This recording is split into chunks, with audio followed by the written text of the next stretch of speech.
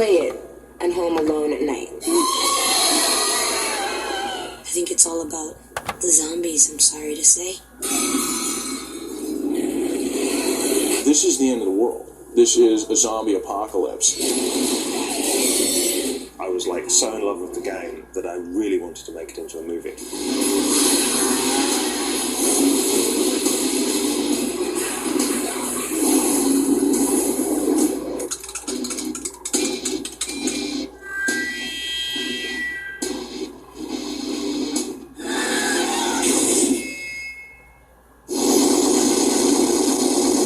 Video games offer a real experience of being in a situation that doesn't exist in any other medium.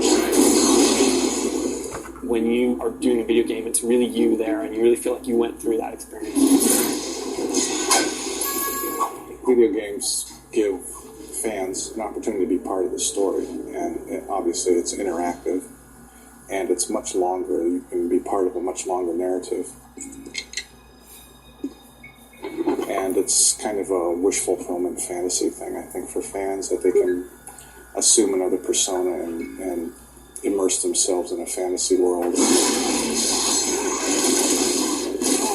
As gaming has become more sophisticated, and as gaming platforms have become more sophisticated, the games have evolved from being simply puzzles or shooters or fighting things into stories and to immersive worlds. Okay, let me handle this.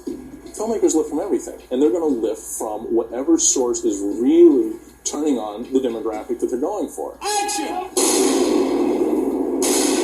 The first to use video game technology is pretty obvious. It's Tron. I mean, it's really well known, and it's a complete cult film in our industry. Everyone that I work with loves Tron. Tron, I think, was completely playing off the idea of what you could do technically with video games, and also was the first idea where they said, we're going to make a movie and we're going to tie it in with video games, and they did that very effectively.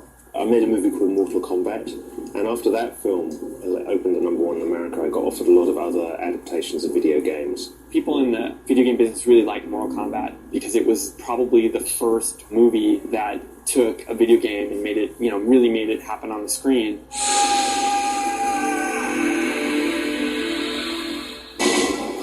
Resident Evil was, it's a Japanese game, and in Japan it's called Biohazard. It's hugely successful. It's sold, I think it's something like 16, 17 million copies. And there are 5 separate Resident Evil games now.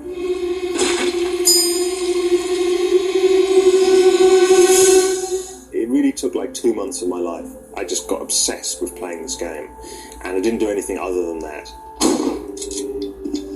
The thing about Resident Evil that makes it suitable for a feature film is that it is unpredictable. You do not know what is around the corner. Therefore, it will make it exciting to an audience in the cinema. It has at its centre a true evil, and evil is always very dramatic. This house is dangerous. There are terrible demons. Ouch! The third thing is that there is something very personal about it. The experience of playing Resident Evil is like literally being in that mansion and having to fight all those mutants. It's not impersonal like it is in some of the driving games where you're simply trashing cars. This has more depth to it. It's always been kind of seen as like a cinematic game, which always lends itself to the movie very well. And the movie, the great thing about the movie though was that it captured, proves you what makes this game great. I love the feeling of stillness about it, how it's just empty, and then you'll turn a corridor and suddenly be attacked by all these zombies, and it's something about that really I just found exciting. I think what attracts me most about the game is the fact that once you get into it, it's just like being in a Hitchcock film because of the silence involved and the mansions and the quietness and the stillness of your surroundings, and knowing that there's zombies out there, and knowing that you are in the midst of danger all the time. The first game has a set of characters, and then the sequel actually follows a completely different set of characters in a different location. They're not in a mansion in the woods anymore, they're in a nearby city, Raccoon City, which is all abandoned. When you look at all the games taken together, it was a really wide range of characters in different locations following different storylines. And that kind of made an adaptation extra challenging because, you know, if you go and do an adaptation of Resident Evil 1, you risk alienating all the people who love Resident Evil 2 and the characters from Resident Evil 2. So if you're watching a straight adaptation of Resident Evil 1, the game, there's no suspense.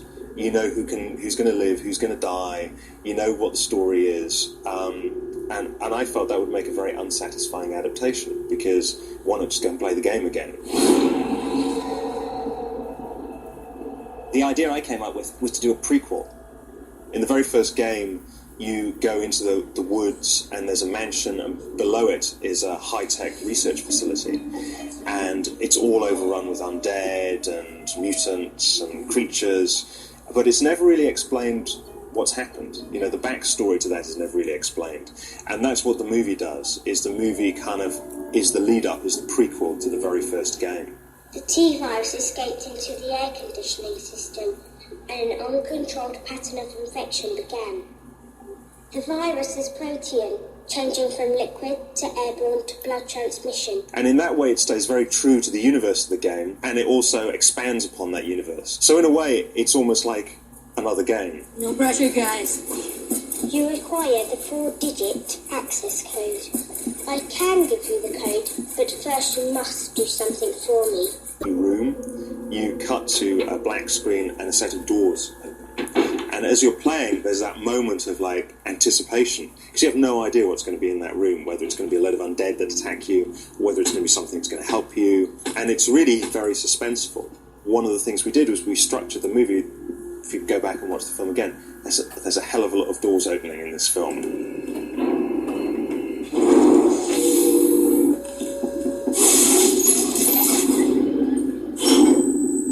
The Red Queen is an entirely new character that's just created for the movie. You're all going to die down here.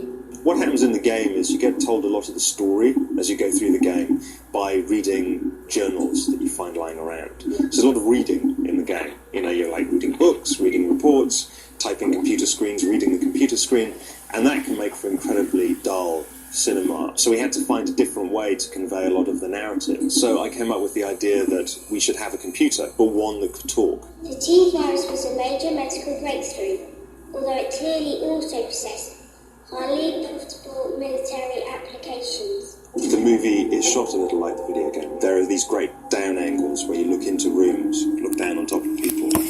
And, you know, whenever I had a chance to do a shot like that, we'd do it. And that's an angle that is straight out of the video game. I mean, that's an angle that's very familiar to any kind of gamer. So in many ways, you know, the feel of the game was put into the movie.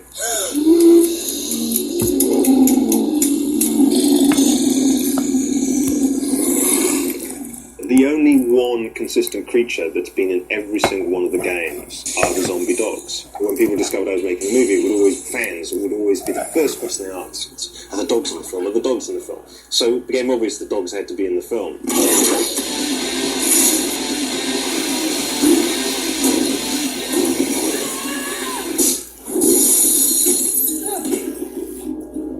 Takes a lot from a whole genre of movies which I'm a huge fan of, which are the Night of the Living Dead, Dawn of the Dead and Day of the Dead, that trilogy that Romero did. And not only those, but also the Lucio Fulci movies. That's what attracted me to the game, was not only is it a very strong game, to make a movie out of it was a chance to reinvent a movie genre that just hadn't been done for 20 years.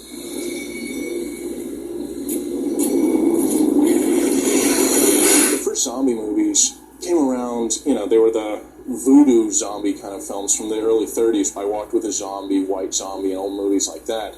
And in the original zombie movies, it wasn't so much you had to kill the zombies, it was you have to kill whoever is in charge of the zombies. And back in the day, it was the zombies were very mindless, and they weren't eating people, they weren't doing any of that. They were just, you know, they'd go and strangle. It was like having an army of mummies, but you only ever had like 8 people.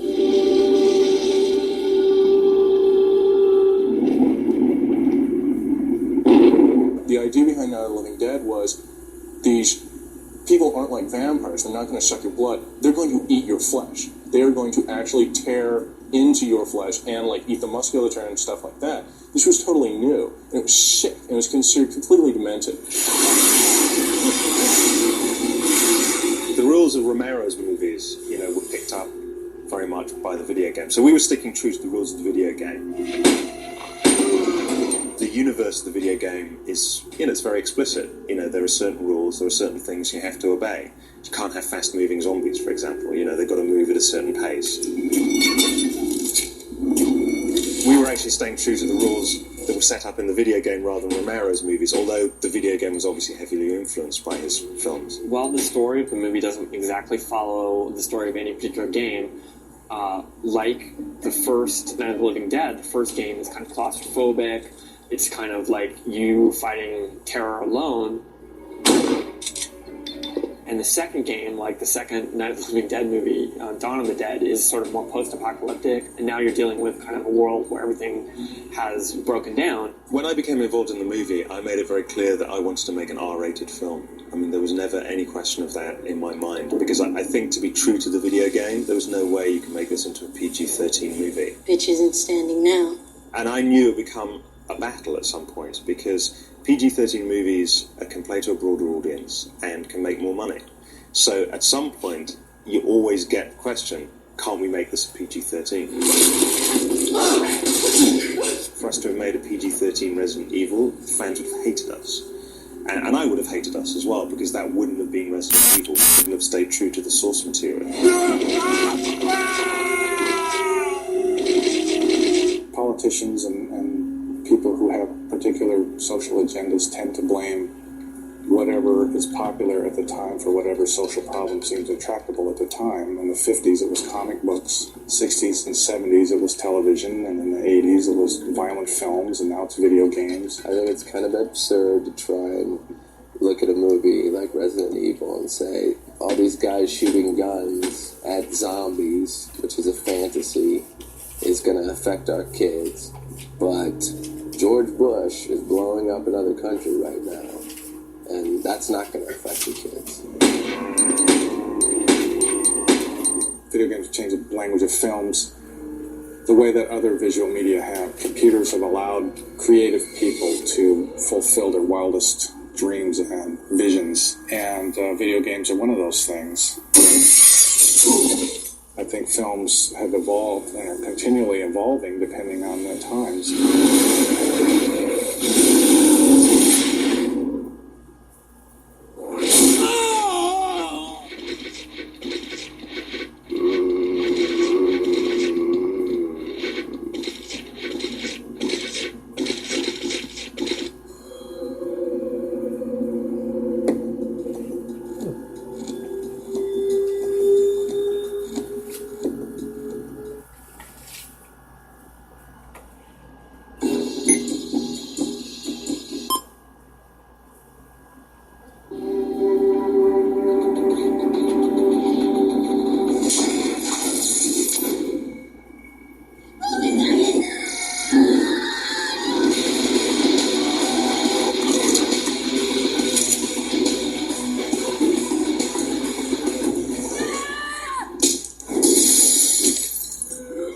This whole film has been probably the most difficult movie I've ever made.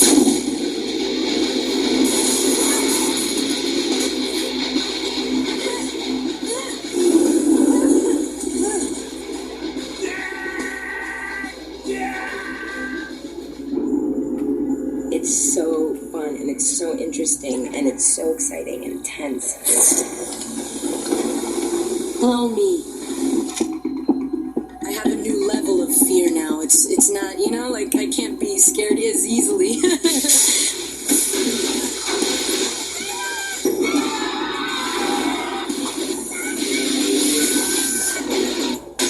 Resident Evil. That's a very, very strong concept for the screen.